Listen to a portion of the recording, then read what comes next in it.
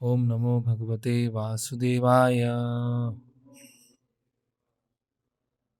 ओम नमो भगवते वासुदेवाय। ओम नमो भगवते वासुदेवाय। तो आज हम पढ़ेंगे श्रीमद् भागवतम स्कंद 4 अध्याय 30 प्रचेताओं के कार्यकलाप श्लोक क्रमांक 3। मैत्रेय उवाच प्रचेतसाः अन्तः उद्धौ पितुः आदेशकारिणः जपयज्ञेन तपसः पुरं जनम अतोषयन्। शब्दार्थ, अनुवाद एवं तात्पर्य। कृष्ण कृपा मूर्ति अभय चरणारविंद भक्ति वेदांत स्वामी शिल प्रभुपाद जी के द्वारा। शब्दार्थ, मैत्रेय उवाच, मैत्रेय ने कहा, प्रचेतसः प्रचेताओं ने, अंतः भीतर, उदधौ समुद्र में, पितुः अपने पिता के, आदेशकारिणः आज्ञाकारी, जप यज्ञेन मंत्रों के जप से, तपसा कठिन तपस्या से, पुरम जन्म भगवान को, अतोषयन प्रसन्न किया। अनुवाद, मैत्रेय ऋषि ने कहा, राजा प्राचीन बरही के पुत्र प्रचेताओं ने अपने पिता की आज्ञा का पालन करने के लिए समुद्र के भीतर कठिन तपस्या की। भगवान शिव द्वारा प्रदत्त मंत्र का बारंबार उच्चारण करके वे भगवान विष्णु को प्रसन्न करने में समर्थ हुए। तात्पर्य, कोई चाहे तो भगवान से प्रत्यक्ष रूप से प्रार्थना कर सकता है, किंतु यदि वह शिवजी तथा ब्रह्मा जी जैसे महान भक्तों द्वारा की गई प्रार्थनाओं को दोहराता है या महापुरुषों के पद चिन्हों का अनुसरण करता है, तो वह सरलता पूर्वक भगवान को प्रसन्न कर सकता है। उदाहरणार्थ, हम कभी कभी ब्रह्म संहिता के 5:29 निम्नलिखित मंत्र का जप करते हैं।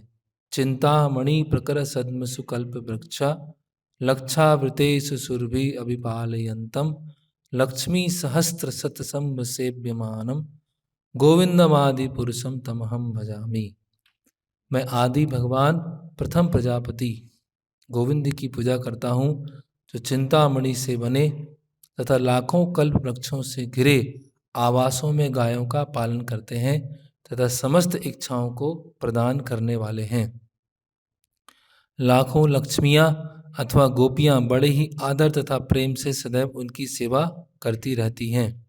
चूँकि यह प्रार्थना ब्रह्मा द्वारा की गई थी, अतः हम इसे गाकर उनका अनुसरण करते हैं।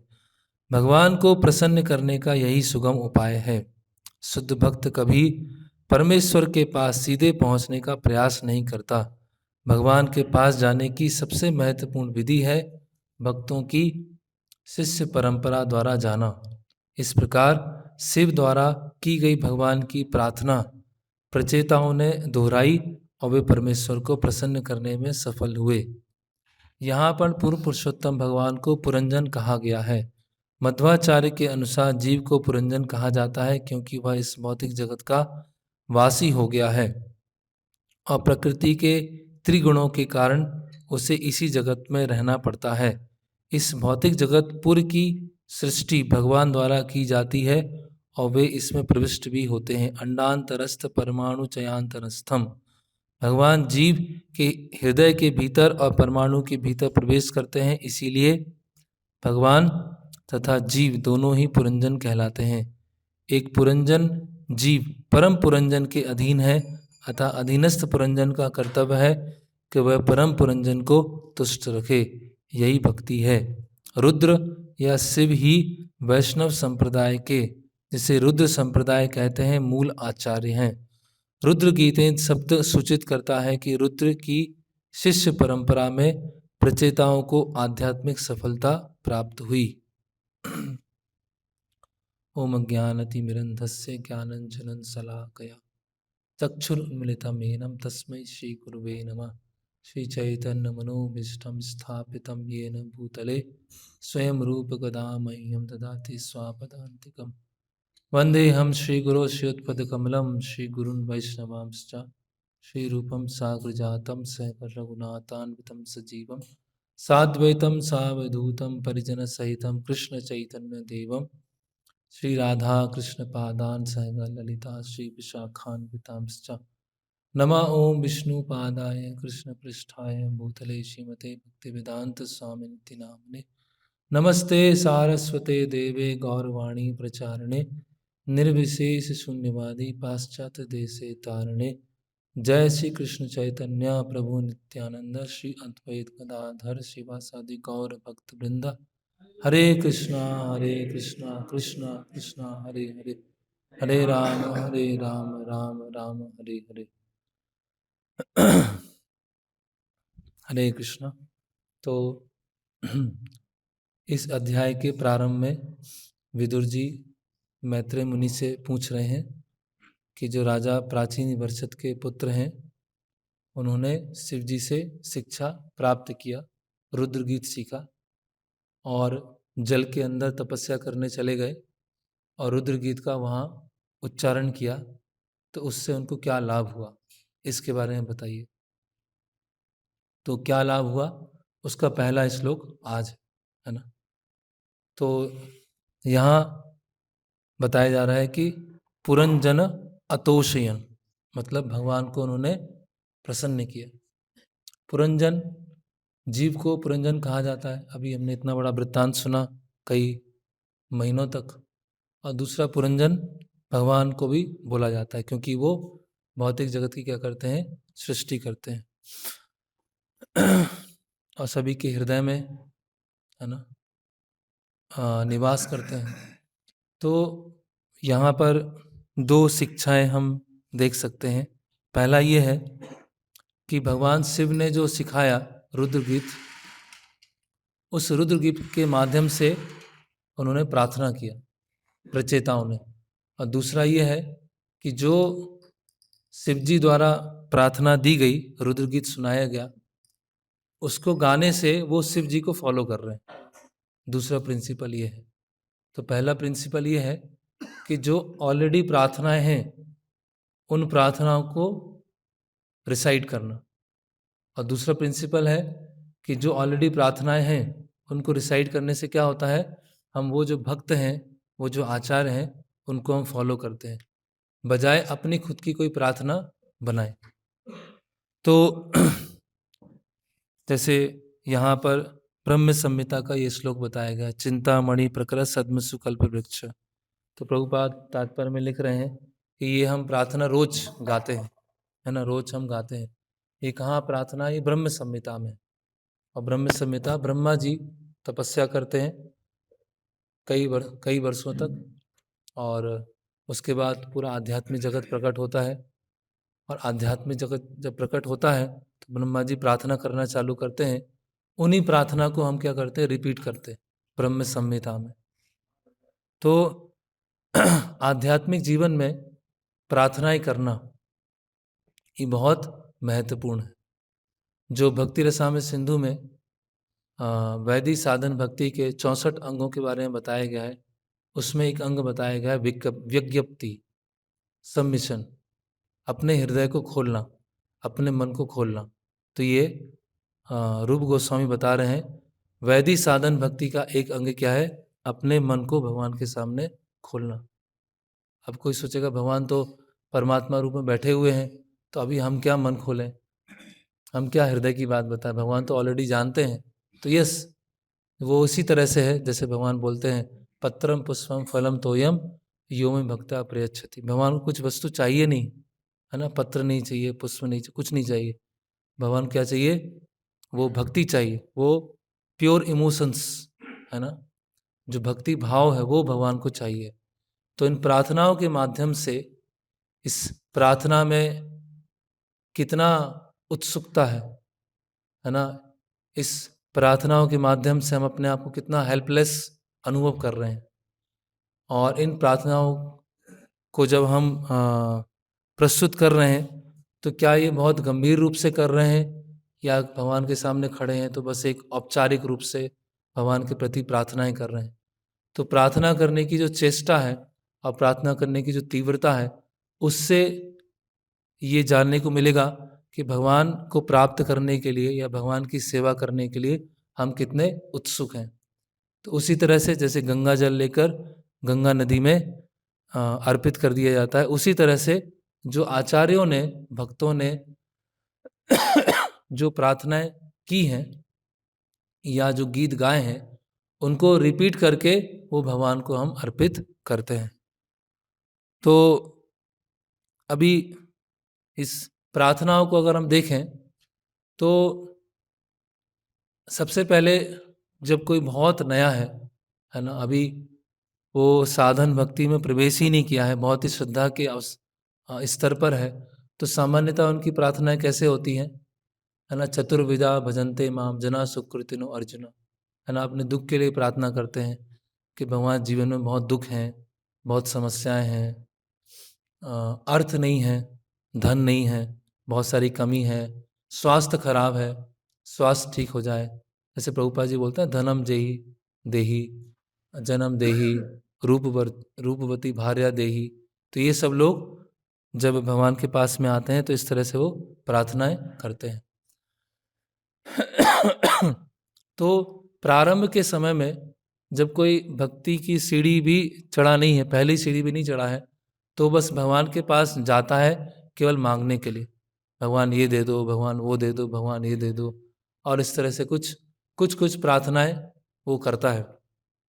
उसके जो भी दूषित मन है या दूषित इंद्रियां हैं, दूषित हृदय है, उसमें जितना वो छोटी बुद्धि से अपने छोटे जीवन के लिए जितना समझ पाता है, उतना उस स्तर से वो प्रार्थना करता है। लेकिन उस प्रार्थना में भगवान की कोई प्रसन्नता नहीं होती। वहाँ भी इच्छा क्या होती है, मुझे कुछ मिल जाए, है ना, मुझे कुछ, है ना। भगवान एक कैसे हैं, वो एटीएम कार्ड की तरह हैं, कि कार्ड डाला है और कुछ पैसे वापस आएंगे। तो उसी तरह से हम प्रार्थना करेंगे, है ना। कई लोग जाते हैं तिरुपति बालाजी जाएंगे, प्रार्थना करके आते हैं कि मैं नया बिजनेस चालू कर रहा हूँ, तो बालाजी आपको मैं बिजनेस पार्टनर बनाऊंगा, है ना। जितना भी प्रॉफिट आएगा उसका 10% आपको, है ना। फिर लोग वैष्णो देवी जाते हैं कि कुछ घर में बहुत बड़ी समस्या है, तो 21 बार हम वैष्णो देवी जाएंगे, और अगर वो 21 बार जाने के बाद पूरा हो जाएगा तो कुछ उसका कार्यक्रम करेंगे। गोवर्धन परिक्रमा करते हैं, वहाँ प्रार्थना कर, तो मांगने के लिए जाते हैं, कुछ ना कुछ इच्छा है ना। तो ये जो स्थिति है बहुत बहुत ही निम्न स्थिति है ना, बहुत ही निम्न स्थिति है।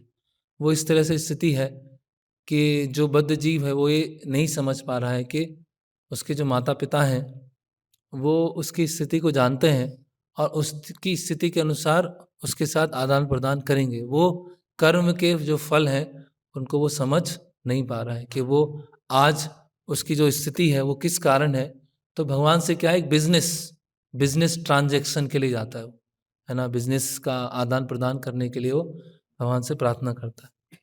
फिर जब हम भक्ति साधन भक्ति में आ जाते हैं तो फिर अलग अलग प्रार्थनाएं अर्पण कर सकते हैं। कई बार भक्त पूछते हैं कि जब भगवान के सामने जाएंगे तो क्या प्रार्थना करना चाहिए, या धाम जाते हैं और धाम में जब मंदिर जाते हैं वहाँ पे डीटीज होते हैं, या धाम से क्या प्रार्थना करना चाहिए, जो गुरु हैं उनसे क्या प्रार्थना करना चाहिए, तो उसके बारे में हम कुछ चर्चा करते हैं। तो अलग अलग स्तर की जो प्रार्थनाएं हैं उसमें एक प्रार्थना ये हो सकती है कि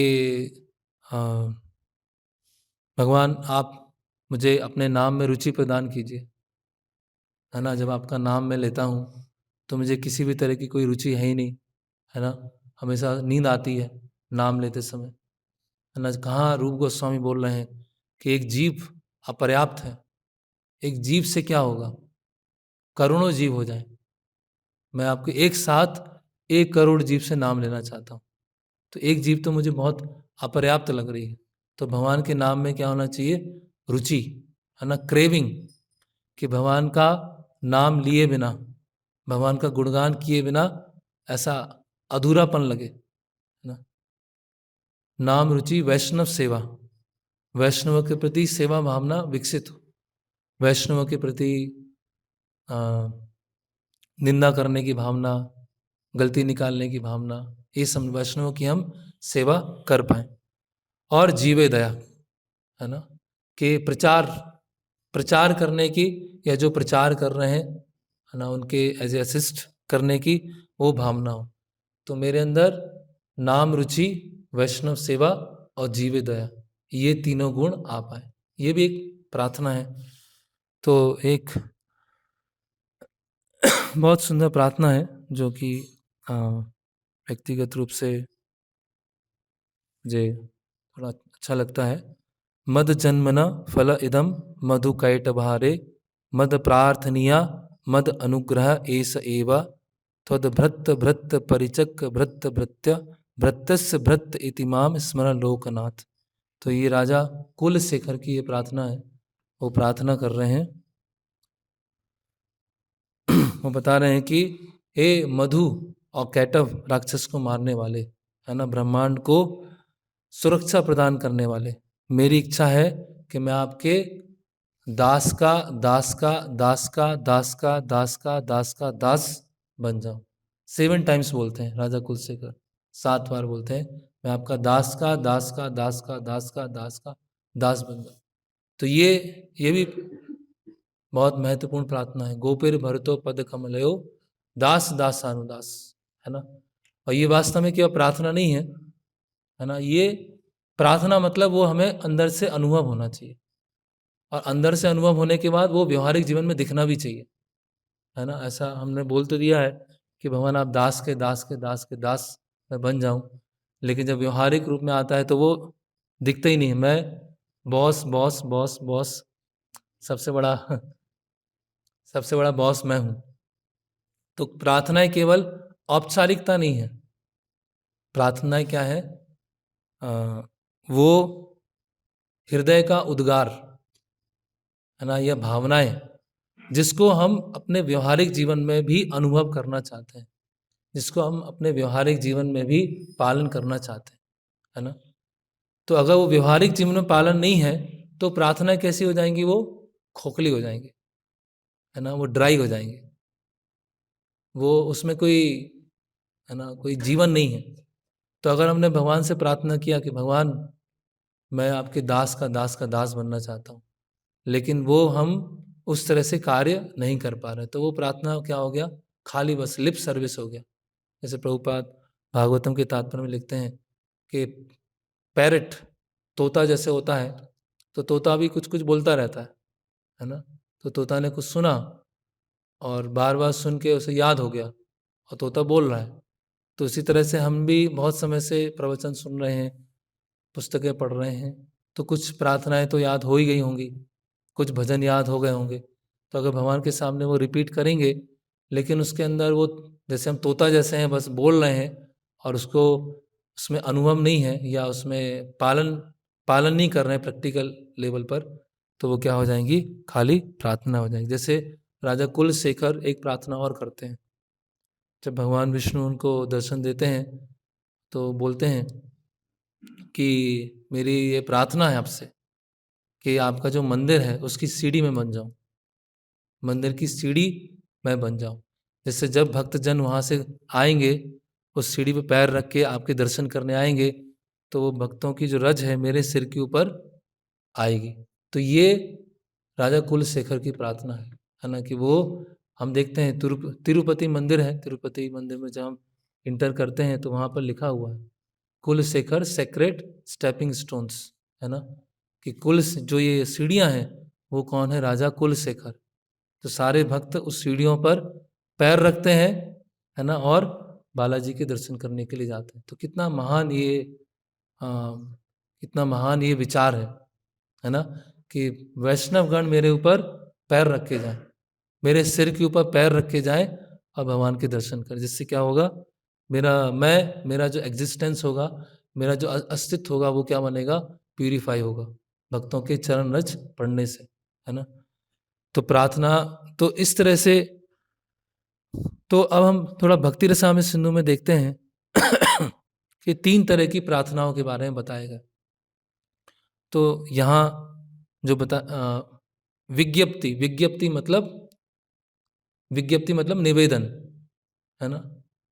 गोपीनाथ मम निवेदन सुनो, निवेदन सुनो, सुनिए आप मेरे, मैं आपको बताना चाहता हूँ कुछ, आप उसको सुनिए, मेरे मन को सुनिए, है ना। विज्ञप्ति, अपने मन को और हृदय को खोलना।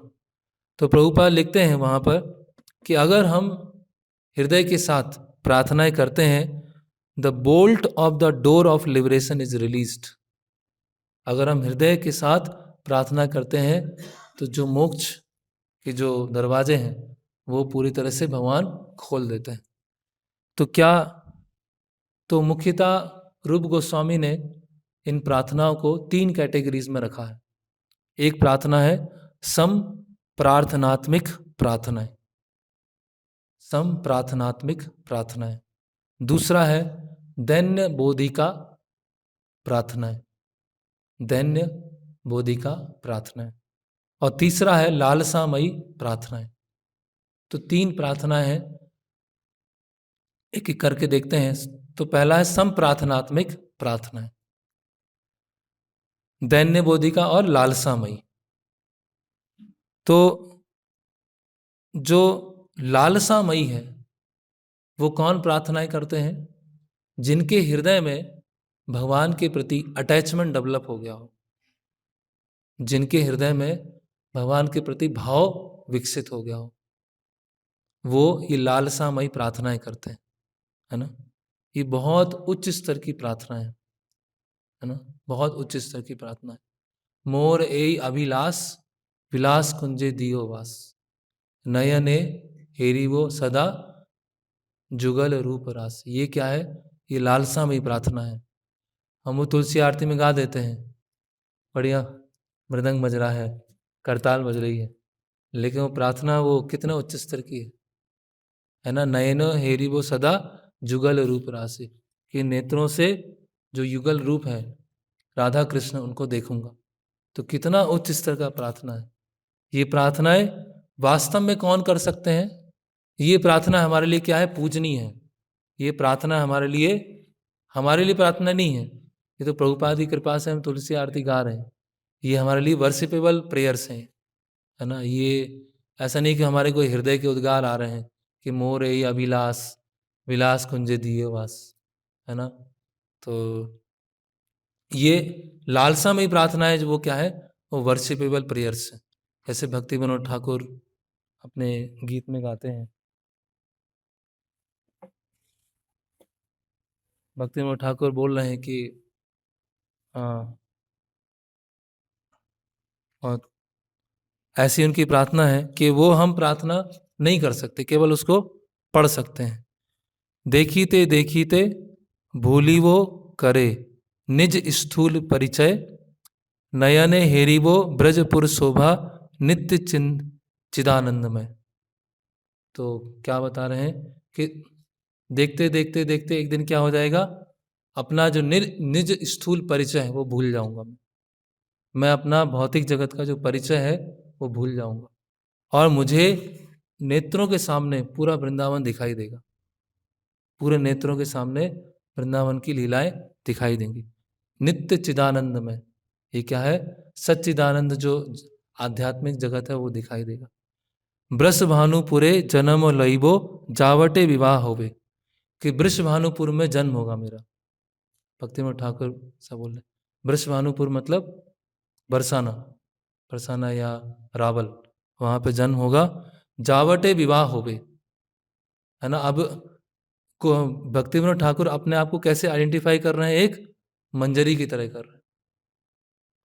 श्रीमती राधा रानी का विवाह हुआ तो वो कहाँ पर गए, जावट। तो भक्ति विनोद ठाकुर क्या बोल रहे हैं कि मेरा भी वृष भानुपुर में जन्म होगा और फिर मेरा विवाह होके मैं कहाँ जाऊंगी, जावट। कहाँ जाऊंगा नहीं, कहाँ जाऊंगी। भक्ति में ठाकुर बोल रहे हैं मैं वहां पर जाऊंगी। ब्रज गोपी भाव होइबे स्वभाव, आन भाव ना रहीबे। और जो जैसे ब्रज गोपियों का भाव है उस तरह से मैं वहां पर राधा रानी की सेवा करूं। तो ये हम गा सकते हैं? गा ही नहीं सकते, कभी नहीं गा सकते।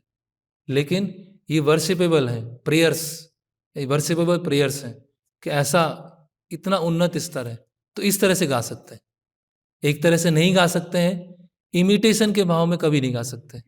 लेकिन क्योंकि वर्शिपेबल है कि इतना हमारे आचार्यों का इतना उन्नत स्तर है, वो हमें उस स्तर तक ले जाना चाहते हैं, तो इसके लिए हमें उत्सुकता हो, उसके लिए हमको लालसा हो कि कब वो समय आएगा कि ये प्रार्थनाएं हम वास्तव में गा पाएंगे। अभी तो बस औपचारिक रूप से गा रहे हैं, कब वास्तव में ये प्रार्थनाएं गा पाएंगे। तो उसको बोलते हैं लालसामयी प्रार्थनाएं, कि जिनके अंदर वो अटैचमेंट डेवलप हो गया। कवे हवे बोलो सोए दिन अमार, जैसे वो गौरांग बोलीते हवे पुलक शरीर, हरी हरी बोलीते नयने भवेनी, कि मेरा पुलक है ना, और नयन हेरीबो, क्या है वो?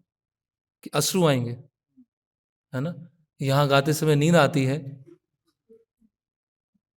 हम गा रहे हैं कि गौरांग बोलीते कबे पुलक शरीर, हरी हरी बोलीते नयने भवे नीर। जब वो गीत गा रहे हैं तभी सो जा रहे हैं।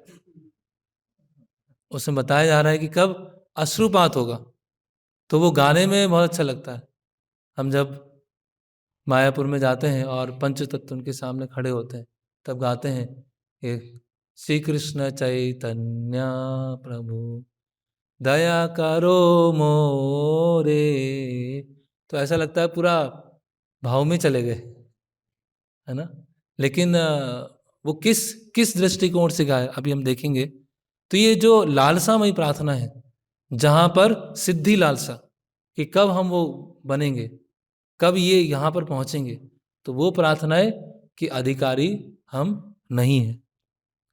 तो तो यहाँ पर श्रील प्रभुपाद जी लिख रहे हैं कि जो लालसामयी प्रार्थना है उसमें कोई इंद्रिय तृप्ति की भावना नहीं है। जब व्यक्ति शुद्ध होते होते भाव भक्ति और प्रेमा भक्ति की स्थिति तक पहुंच जाता है, तो उसको गुरु की कृपा से अपना स्वरूप मिलता है, जिसको बोलते हैं सिद्धि लालसा, स्वरूप सिद्धि। तो उसकी इच्छा होती है कि इस रूप में भगवान की सेवा करूं, बछड़े के रूप में सेवा करूं, गाय के रूप में सेवा करूं, ग्वाल के रूप में सेवा करूं। तो ये इसमें कोई इंद्रिय तृप्ति नहीं है, क्योंकि वो अनर्थ निवृत्ति स्टेज को क्रॉस कर गया है। और अनर्थ निवृत्ति स्टेज क्रॉस करने के बाद वो साधक, अभी जो भक्त हैं भाव भक्ति में है या प्रेमा भक्ति में है, वो अब क्या, इस तरह से मैं भगवान आपकी सेवा करना चाहता हूँ, है ना। तो ये लालसामयी प्रार्थना है। जैसे वो है राधा कृष्ण प्राण मोर जुगल किशोर, तो अभी हम गा तो देंगे राधा कृष्ण प्राण मोर, लेकिन उसके जब देखेंगे कि उसमें क्या क्या आ रहा है, तो उसके लिए दूर दूर तक उसके लिए कोई क्वालिफिकेशन नहीं है, कोई भी योग्यता नहीं है। तो इसमें कहने का मतलब ये है कि हम जो बाहर देखते हैं भजन गाते हैं, लोग अलग अलग भजन गाते हैं, तो अगर हालांकि उसमें बहुत सारे सिद्धांतों की भी समस्या होती है, सही सिद्धांत नहीं होता है, और दूसरा वो जो गाते हैं वो बहुत उन्नत स्तर का है, बहुत ही उन्नत स्तर का है। तो अगर वो उन्नत स्तर को हम अपने स्तर पर इमिटेट करने का प्रयास करेंगे, तो उसको बोलते हैं सहजिया। वो क्या हो जाएगा, सहजिया भाव आ जाएगा, है ना। तो सामान्यतः लोग जो राधा कृष्ण के भजन गाते हैं, तो राधा कृष्ण के भजन में अधिकतर ये सहजीय भाव आ जाता है। वो ये नहीं सोच पाते हैं कि अभी हम इंद्रियों से लड़ रहे हैं, मन से लड़ रहे हैं, सुबह उठ नहीं पा रहे हैं, जीव की लालसा कम नहीं हुई है, द्वेष गया नहीं है, और सोच रहे हैं कि ब्रज जाके वहां पर दर्शन करेंगे। तो हमारे लिए तो ये प्रार्थना है, दुष्ट मन तुम्हें किसेर वैष्णव, ये एकदम फिट प्रार्थना है ना। तो अब आगे बढ़ते हैं। अगली प्रार्थना है संप्रार्थनात्मक प्रार्थना। संप्रार्थनात्मक प्रार्थना मतलब ओपनिंग द हार्ट और माइंड। हरि हरि विफले जन्म गोनाइनु, मनुष्य जन्म पाइया, राधा कृष्णा ना भजिया, जानिया सुनिया विष खाइनु। तो ये प्रार्थना है, अपना माइंड ओपन कर रहे हैं, अपना हृदय ओपन कर रहे हैं। तो जिनमें भगवान के प्रति भाव विकसित नहीं हुआ है, जिनमें भगवान के प्रति आसक्ति डेवलप नहीं हुए, उनके लिए प्रार्थना है, संप्रार्थनात्मक प्रार्थना है। गोपीनाथ मम निवेदन सुनो, विषयी दुर्जन सदा पापे रथ, क्या है, किछु नहीं मोर गुण। तो ये साधक भक्तों के लिए ये बेस्ट प्रार्थना है ना। विज्ञप्ति, इष्ट देवे विज्ञप्ति, जिसमें हम अपने इष्ट देव हैं जो राधा कृष्ण हैं या महाप्रभु गौर निताई हैं, उनके प्रति प्रार्थनाएं करते हैं। तो इसीलिए रेगुलरली हमको ये प्रार्थनाएं और भजन गाना चाहिए। ये जो इष्ट देवी विज्ञप्ति है उसमें पूरा फिलॉसफी है, पूरी फिलॉसफी है। जैसे एक है मना शिक्षा, मन को इंस्ट्रक्शन दे रहे हैं, है ना। जैसे वो श्री नंदन नंदन, वो क्या है, कैसे स्टार्ट होता है, भजहु रे मन श्री नंद नंदन, अभय चरणार विंदरे।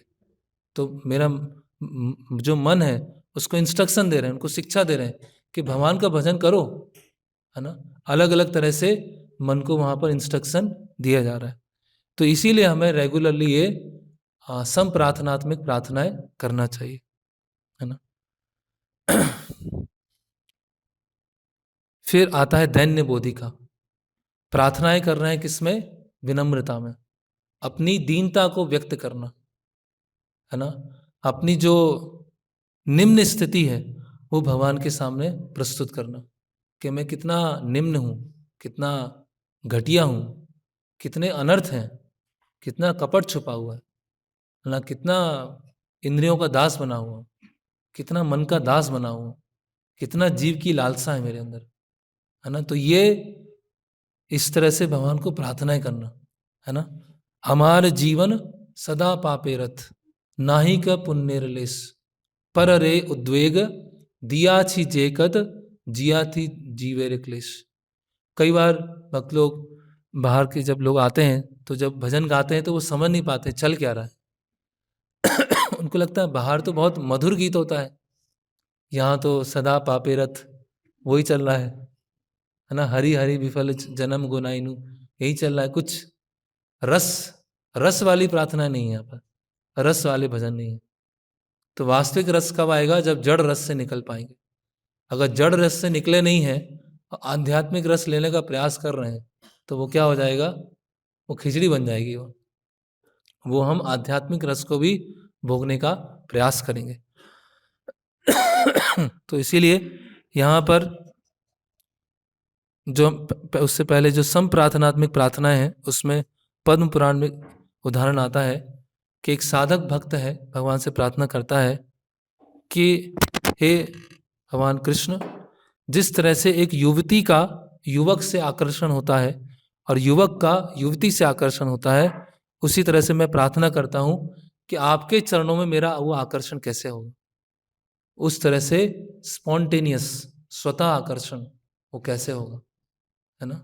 ये और दैन्य बोधिका में बता रहे हैं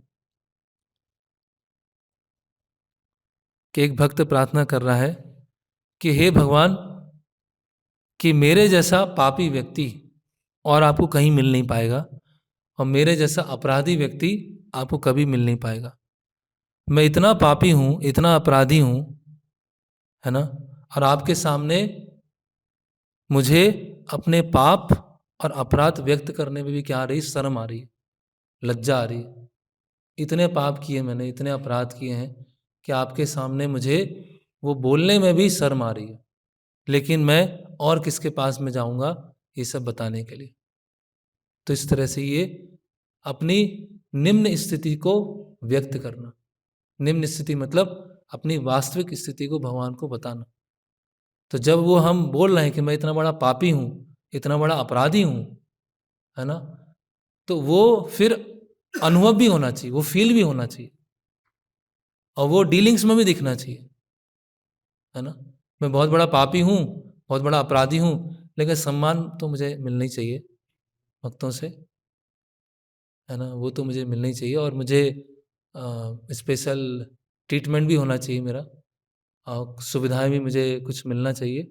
लेकिन हूँ मैं पापी, पापी तो हूँ मैं, अपराधी हूँ, लेकिन सुविधाएं सबसे पहले मुझे मिलना चाहिए। और किसी ने मुझे कुछ बोल दिया, कैसे बोल दिया, इतने बड़े पापी को कैसे बोल दिया, इतने बड़े अपराधी को कैसे बोल दिया, तो पापी को तो बोलेंगे, अगर कुछ बोलना है तो पापी को बोलेंगे, अपराधी को बोलेंगे। जो पापी अपराधी नहीं है उसको नहीं बोलेंगे। तो अगर किसी ने बोल दिया तो अच्छा ही बोला ना। उसमें क्या समस्या है?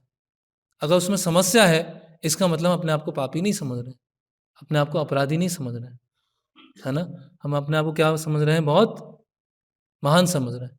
तो भाव भक्ति में एक लक्षण है जिसको बोलते हैं मान शून्यता, है ना। अव्यर्थ कालत्वम, विरक्ति, मान शून्यता। फिर आता है नाम गाने सदा रुचि। तो ऐसे अलग अलग 9 लक्षणों के बारे में बताया गया। तो इसीलिए हमने वो गा तो लिया कि योग्यता विचारे किछु नहीं पावे, तुम्हार करुणा सार। तो गाने में तो अच्छा लगा, बहुत बढ़िया लगा, लेकिन मेरे में सारी योग्यताएं हैं। सोच तो यही रहे, मैं ये भी कर सकता हूँ, मैं ये भी कर सकता हूँ, ये भी कर सकता हूँ। और किसी ने मेरी योग्यता पे डाउट किया तो कैसे डाउट कर लिया? हालांकि मैं आधे घंटे पहले गा के आया हूँ कि योग्यता बेचारे किछु नहीं पाए, तुम्हारे करुणा सार। तो वो कैसे हो गया फिर वो, है ना। वो तो वो पैरेट लाइक चैंटिंग हो गया, वो पैरेट लाइक चैंटिंग, है ना।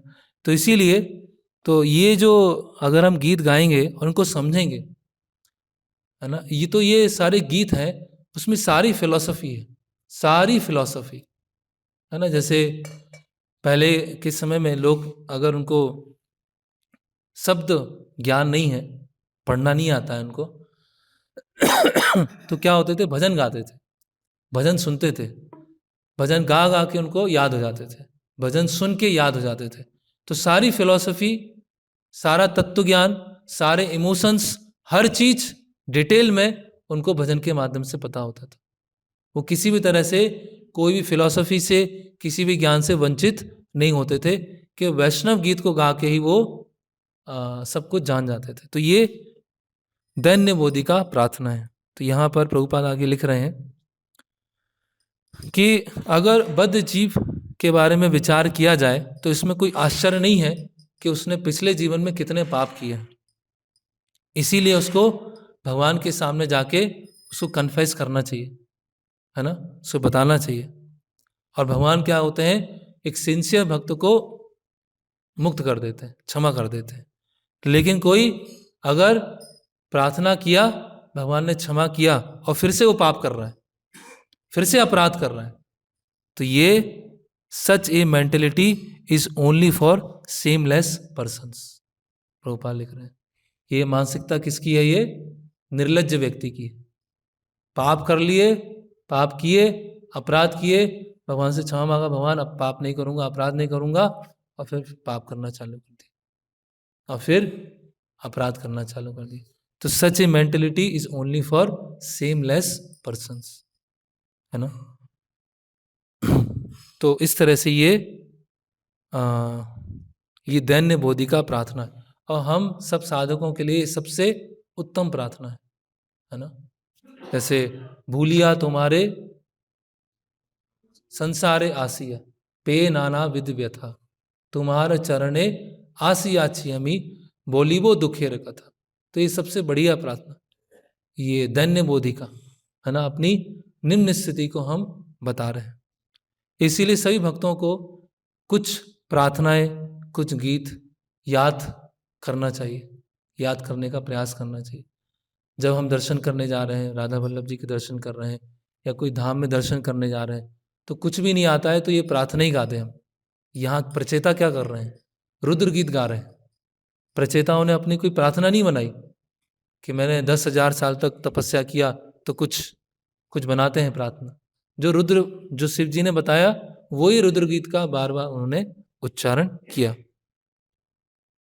फिर लालसा मई में एक प्रभुपाद उदाहरण देते हैं कि एक भक्त प्रार्थना कर रहे हैं कि भगवान वो दिन कब आएगा जब मैं आपको चामर करूंगा, मोर पंख करूंगा, है ना। तो ये कौन सी प्रार्थना है कि भगवान मैं कब चामर, है ना। जैसे वो गौर आरती में आता है, हाँ, नर हरि आदि करी चामर ढुलाए। तो नर हरि सरकार, अलग अलग भक्त हैं, वो जो गौरांग महाप्रभु की सेवा कर रहे हैं, तो भगवान को चामर करना, मोर पंख करना, ये कब दिन आएगा तब मैं कर पाऊंगा। तो ये क्या है, लालसामयी है। ये कब आएगा, ऐसा ऐसा कब होगा, अभी हम नहीं सोच सकते इसके बारे में। तो इस तरह से और आगे बता रहे हैं।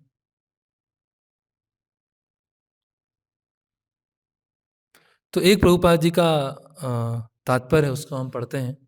सारी लाइन उसमें बहुत इंपॉर्टेंट है। तो कैसे प्रार्थना करना है, one should learn how to cry for the Lord. ये भक्ति रसामृत सिंधु में पूरा पैराग्राफ है कि हमें सीखना है कैसे भगवान के लिए रोया जाए। One should learn how to cry for the Lord, कैसे भगवान के लिए रोया जाए। One should learn this small technique, ये विधि सीखना है।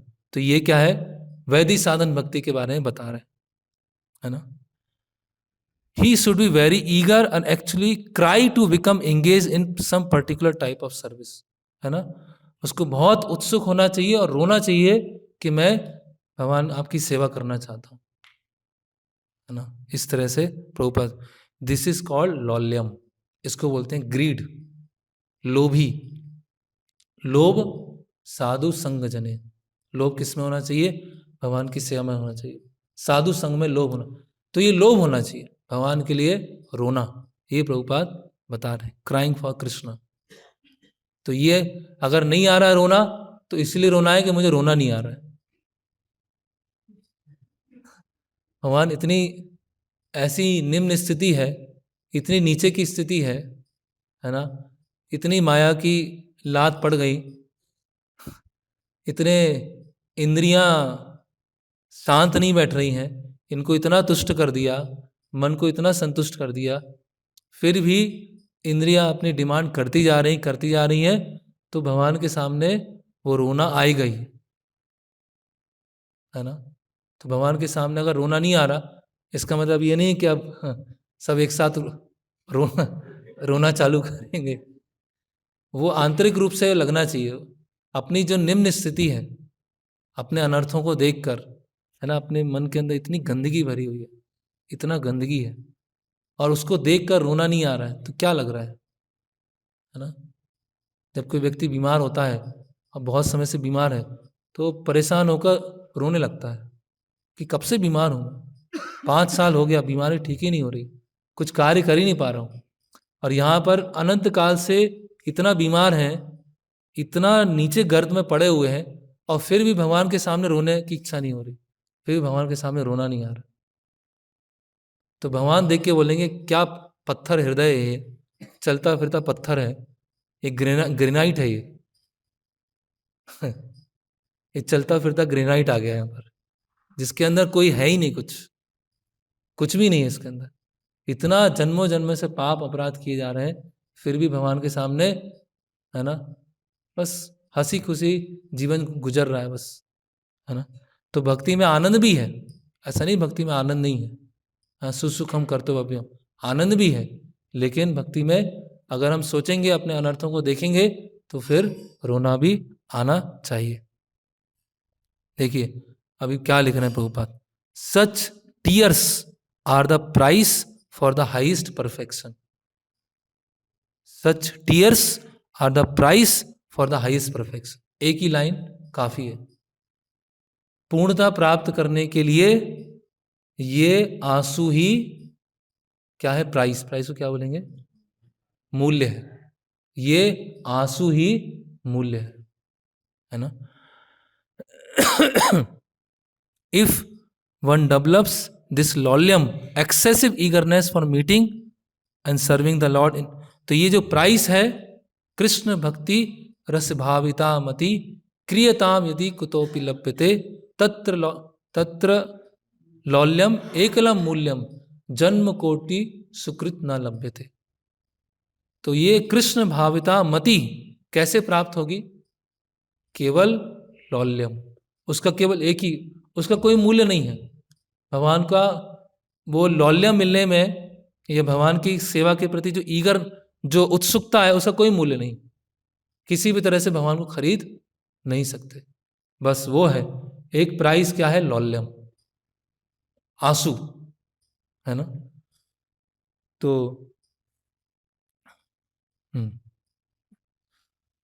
The only price for such entrance is लौल्यम, लालसा में, डिजायर और ग्रेट ईगरनेस। तो ये बहुत बहुत अच्छा सुंदर पैराग्राफ है प्रभुपाद जी का। तो जैसे हम जप करते हैं, जप क्या है? प्रार्थना है। भगवान कृष्ण, श्रीमती राधा रानी, मुझे आप सेवा में लगाइए, प्रार्थना है ना। तो अगर हम वास्तविक धरातल पर देखें तो नींद आ रही है हमको, है ना, नींद आ रही है किसी भी तरह से। तो इसका मतलब क्या है? कोई लौल्यम जैसा नहीं है, कोई आंसू जैसा कुछ आ नहीं रहा है ना। तो क्या स्थिति है? क्या हमारे जप की स्थिति क्या है? क्या? तो ये हमारे पास है ही नहीं वो। Such tears are the price for highest perfection. ऐसी स्थिति नहीं है। तो कहने का मतलब क्या है? हमारा स्थिति क्या? बहुत गंभीर है, बहुत गंभीर बीमारी है। और इतनी गंभीर बीमारी है कि उसे हम गंभीरता से समझ ही नहीं पा रहे। और गंभीरता से ना समझने के कारण गंभीरता से भगवान के सामने प्रस्तुत नहीं कर पा रहे। फिर आगे रूप गोस्वामी बताते हैं, दो तरह की प्रार्थना और होती है। एक होता है स्तव, एक होता है स्तोत्र। स्तव और स्तोत्र, है ना। एक भक्त है स्तव प्रिया, है ना। स्तव मतलब वो भी प्रार्थना है। तो इसमें बताया गया है,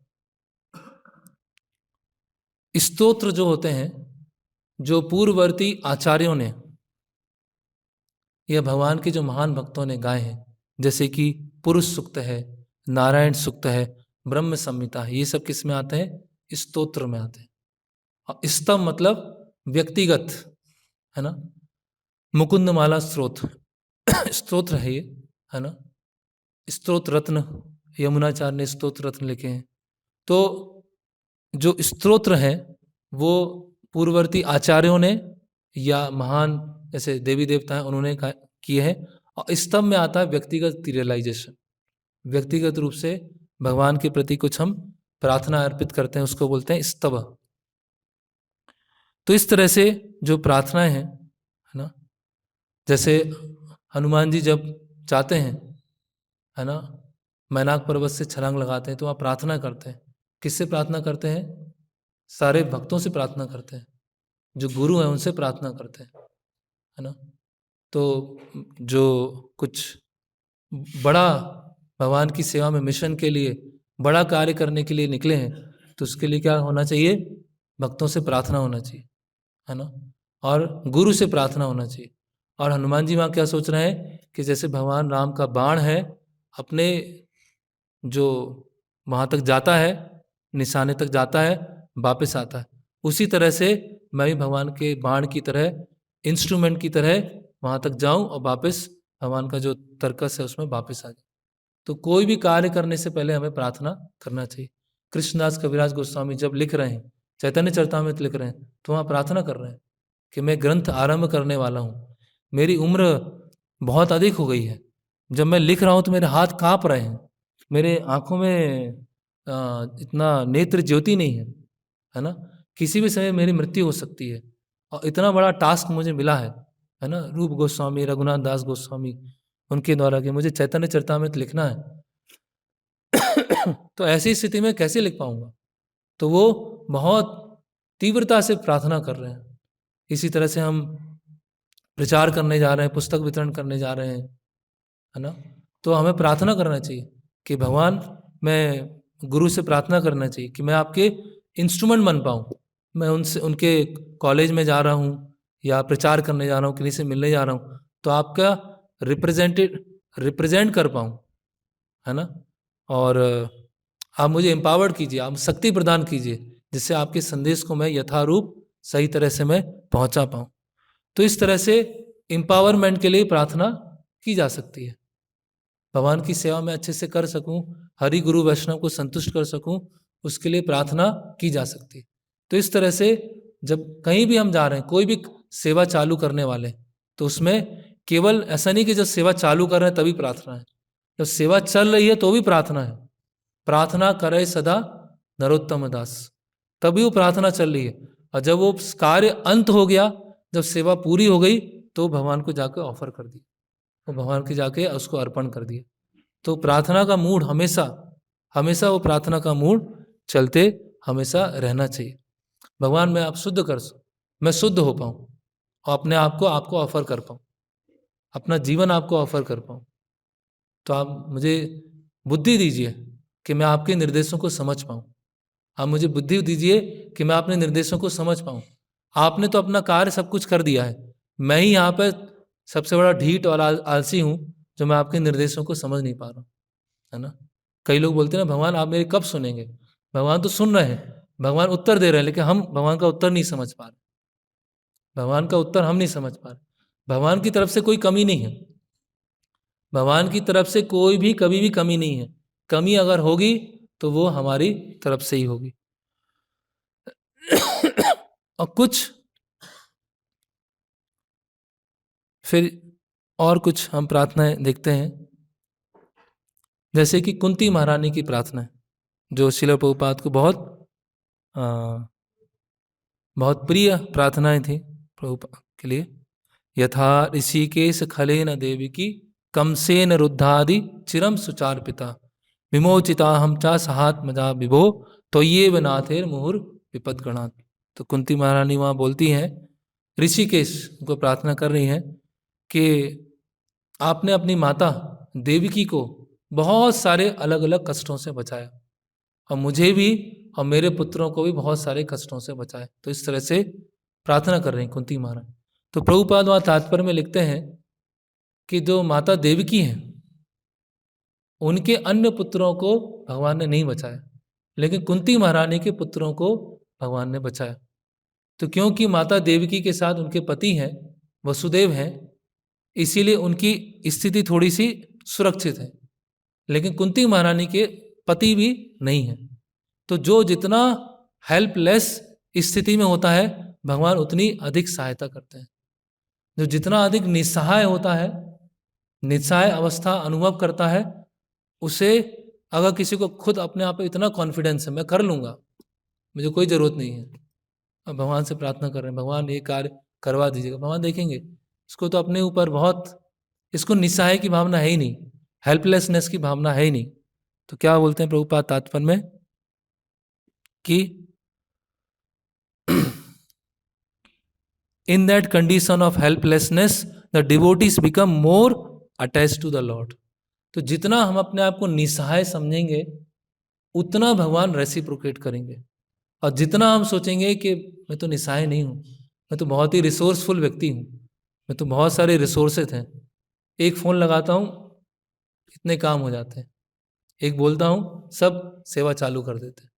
तो अगर हमें निस्सहाय का गुण नहीं है, हेल्पलेसनेस का गुण नहीं है, तो भगवान बोलेंगे ठीक है, कर, अपनी बुद्धि का यूज करो, अपने मन का उपयोग करो।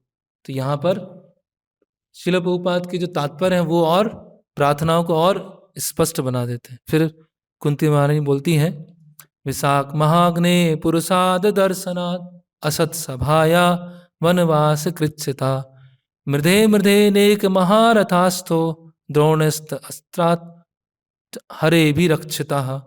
तो आप भगवान बचाते जा रहे हैं, बचाते जा रहे हैं, बचाते जा रहे हैं।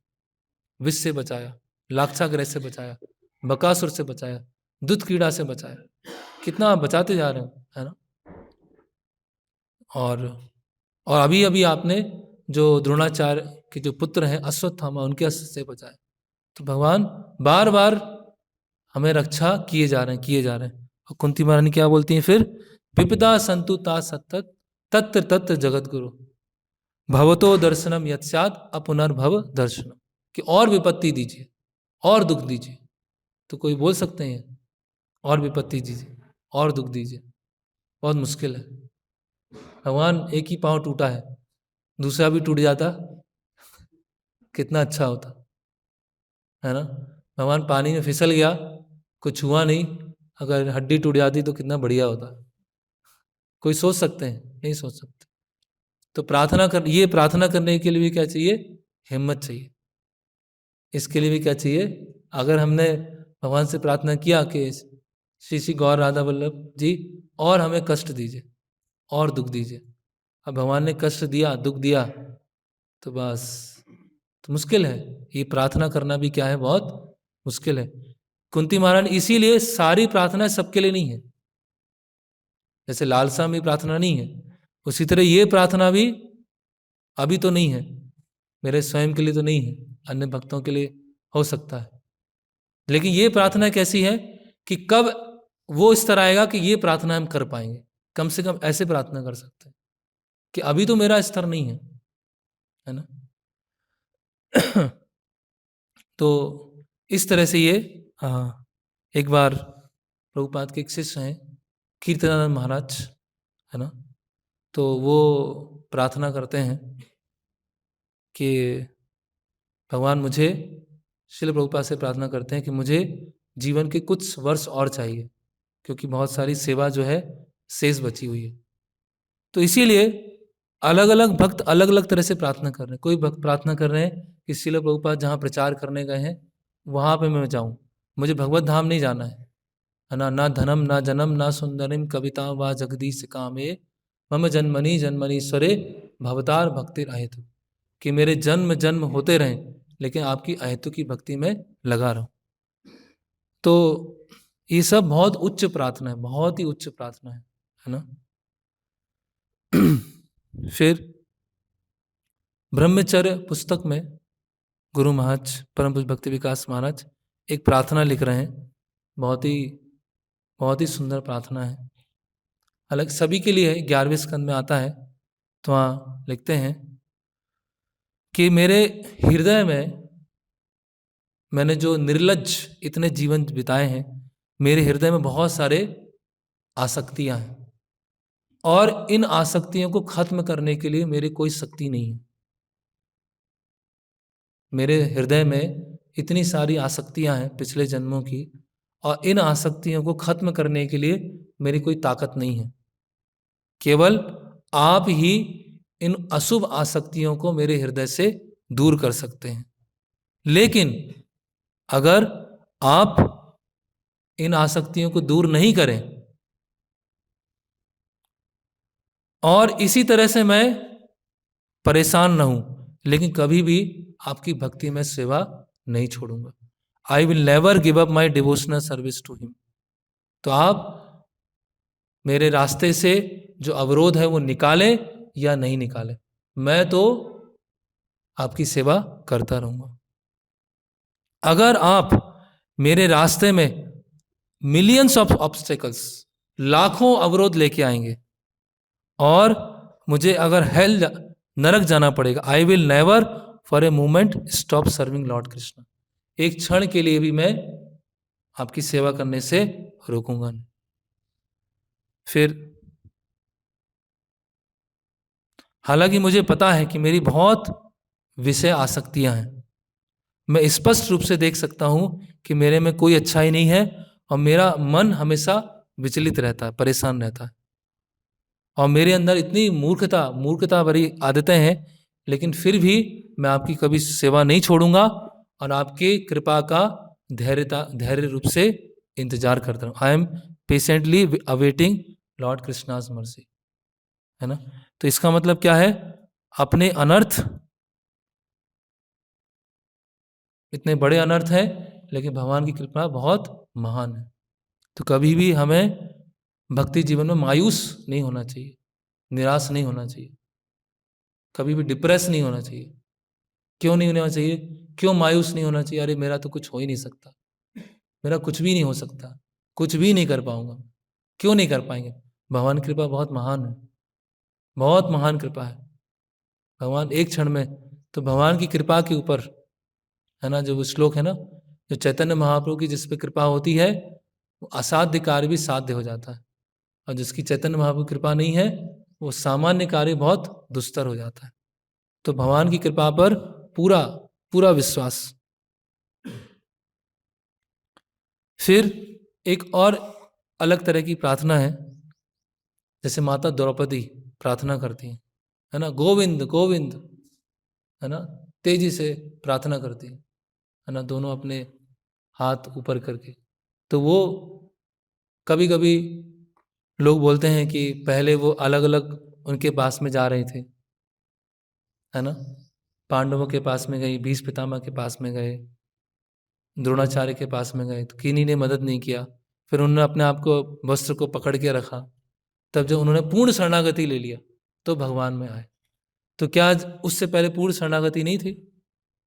जब माता द्रौपदी ने हाथ ऊपर किए तो उससे पहले पूर्ण शरणागति नहीं थी, तभी पूर्ण शरणागति हुई? तो ऐसा नहीं है। तो आचार्यगण बताते हैं कि माता द्रौपदी ने कैसे वो किस मूड से प्रार्थना की, है ना। तो वहाँ पर मध्वाचार्य लिखते हैं अपने ग्रंथ में कि माता द्रौपदी ने प्रार्थना किया कि भगवान अगर आप बचाने नहीं आएंगे तो आप सब आपके ऊपर लांछन लगाएंगे, आपके ऊपर आरोप लगाएंगे। तो आपके ऊपर आरोप ना हो इसीलिए आप मुझे बचाने आएंगे।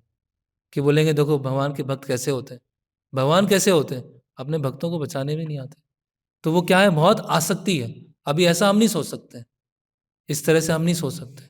तो माता द्रौपदी जो है, तो उनका भगवान से जो आसक्ति है, प्रेम है, इतना प्रगाढ़ है कि अगर भगवान आपने नहीं बचाया तो नाम किसका खराब होगा, आपका होगा। लोग, अभक्त लोग क्या बोलेंगे, आपके ऊपर उंगलियां करें कि देखो कैसे भगवान है, अपने भक्तों को नहीं बचाते। तो इसीलिए आप मुझे बचाने आइए। और ऐसा होता है कि कुछ समय पहले भगवान कृष्ण जब कांटे खांडव रस में साफ कर रहे होते हैं तो उनकी उंगली में कांटा लग जाता है और रक्त निकलने लगता है। तो माता द्रौपदी क्या करती हैं, अपने साड़ी का एक फाड़ती हैं और वो उंगली में बांध देती। तो भगवान बोलते हैं कि ये इसका मैं आपको चुका नहीं सकता हूँ, लेकिन जब ऐसा अवसर आएगा तो अवश्य इसको ऋण को चुकाऊंगा। तो माता द्रौपदी ने थोड़ा सा अपने साड़ी का जो कपड़ा है, थोड़ा सा बस भगवान की उंगली में लगाया। और भगवान ने क्या, वो बताते हैं मध्वाचार्य कि भगवान ने साड़ी उनको नहीं दिया, साड़ी के रूप में भगवान आ गए थे। कि उन्होंने साड़ी नहीं दिया था, जो भगवान हर रूप में विस्तार कर सकते हैं। तो जो साड़ी उनको दिया था वो भगवान स्वयं थे, उनके सुरक्षा करने के लिए। तो इस तरह से ये भी एक प्रार्थना है ना। जन्म ऐश्वर्य श्रुति श्रीभी एदमाना मदापुमान नैवर हाथ विधातु में त्वाम अकिंचन गोचर। तो वहां प्रभुपाद बताते हैं कि जो अकिंचन है, अकिंचन गोचर है, वो फीलिंग के साथ प्रार्थना कर सकता है। जिसको अपने जन्म का, अपने ऐश्वर्य का, अपनी विद्वत्ता का, अपनी सुंदरता का अभिमान है, तो वो नहीं कर पाएगा। जिसको अभिमान है भगवान से प्रार्थना नहीं कर पाएगा। कौन प्रार्थना कर पाएगा? प्रभुपाद वहां लिखते हैं, those who are materially exhausted. Exhaust मतलब, एग्जॉस्ट क्या बोलेंगे, थक चुके हैं, जो इस संसार से थक चुके हैं, पूरी तरह से थक चुके हैं, केवल वो ही भगवान के प्रति प्रार्थना कर पाए। जो अभी भी सोच रहे हैं नहीं इतना बुरा तो नहीं है संसार, कुछ तो अच्छा है इसमें, तो वो प्रार्थना नहीं कर पाएंगे, वो भगवान के प्रति प्रार्थना नहीं कर पाएंगे। तो इसीलिए बहुत कई, और ये एक पुस्तक है शरणागति, बहुत ही सुंदर पुस्तक है। और हम सबका सौभाग्य है, प्रभु जी आश्रय निमाई प्रभु यहाँ पर हैं भोपाल में, उनको बहुत सारे गीत आते हैं, बहुत सारे वैष्णव गीत आते हैं। तो उनके संग का लाभ लें और ये वैष्णव गीतों को सीखें, याद करें, क्योंकि इसमें सब सब कुछ है। तो एक प्रार्थना है कि हम अपने गुरु के हृदय को समझ पाएं, हम अपने गुरु के मन को समझ पाएं, और गुरु की मन और हृदय को समझकर उनकी इच्छा को कम से कम पूरा करने का प्रयास करें। यह जो पूरा करने का प्रयास कर रहे हैं उनके सहायक के रूप में उनके सहायक हम बन पाए। तो ये कुछ विषय था प्रार्थनाओं को लेकर। हरे कृष्णा कृष्णा कृष्णा हरे हरे, हरे राम राम राम हरे हरे।